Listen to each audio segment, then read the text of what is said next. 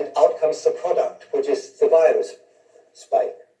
And this virus spike, within hours, this spike will sort of protrude out of the cell, okay? And at the same time, the waste products will also be put in front of the door. So there will be the waste products plus the spike. And the spike, on the one hand, will probably activate the platelets just by touch, whereas the lymphocytes will see the waste products, because that's what they're trained to do, and they're going to try to attack and kill the cells, so that all this waste and that spike is not made anymore, okay? So you have a double path to the tragedy. A double path, yes. And this will happen wherever these spikes are made. And they are probably going to be made at locations where the blood flow is very sluggish, because those cells have the most time to take up these packages, all right? And this, it now turns out, we didn't know this when we wrote the letter to the EMA, because, this experiment has never been performed in animals. Humans are now being the test animals. Humans, millions. And now we're seeing the outcome. And the outcome is horrible and frightening. It may be interesting to some, but I find this so absolutely, it's such a nightmare.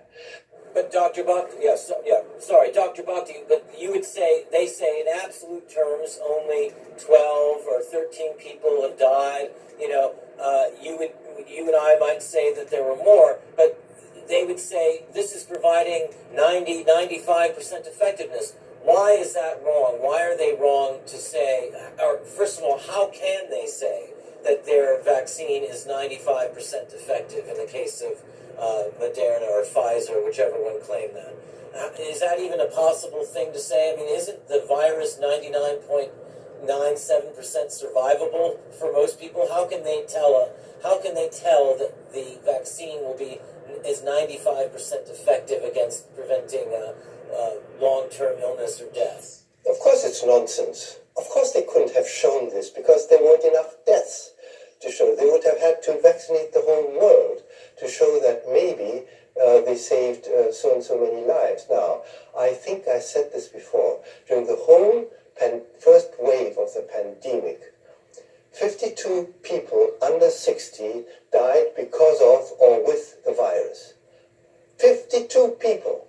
Now, to show that a vaccine was 95% efficient, you would have to have had a second group who had been vaccinated and shown that less than 52, far less than 52, less than one person had died.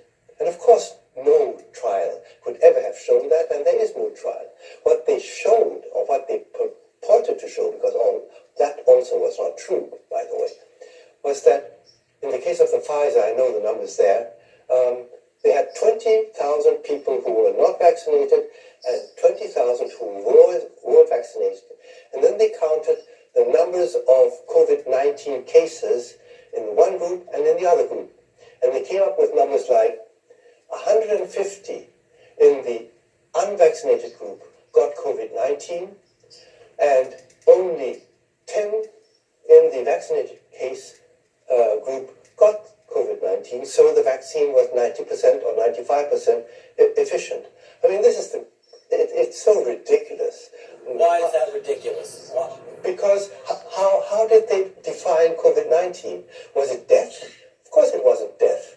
It was cough, mild symptoms like cough, sneeze, and a positive PCR test that is lying all the time anyway.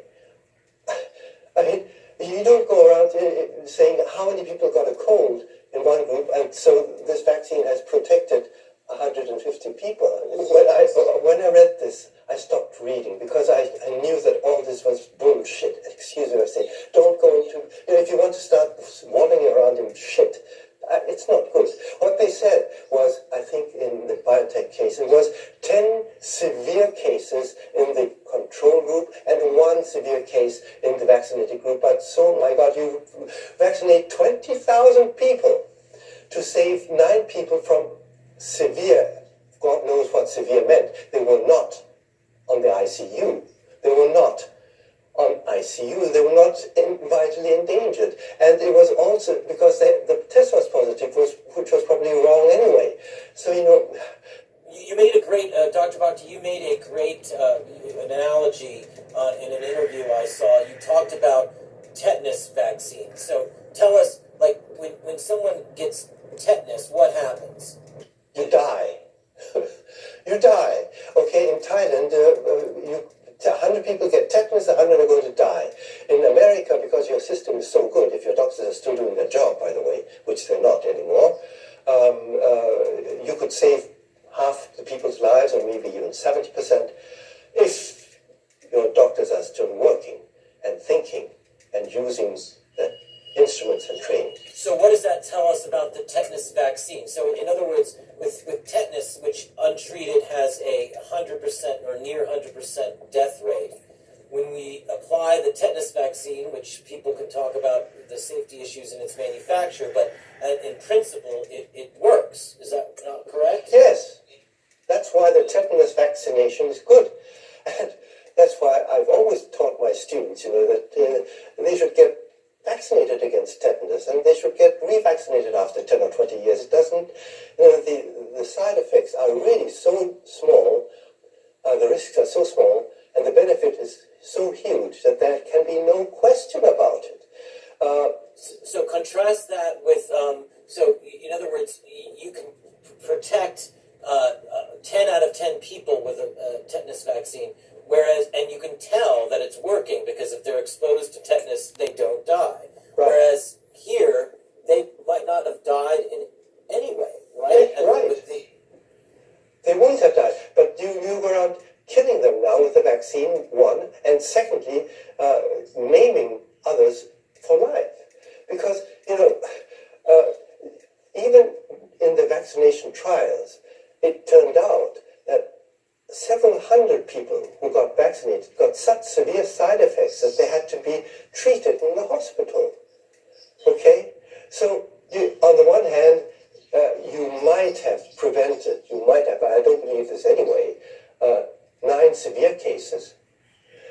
You prevented 140 mild cases, but in return, you got 100 or 200 side effects that were so severe that they had to be taken care of in the hospital. I heard that some had to be taken to the ICU. I don't have any data, so I'm just saying that's what I heard, but I can believe it.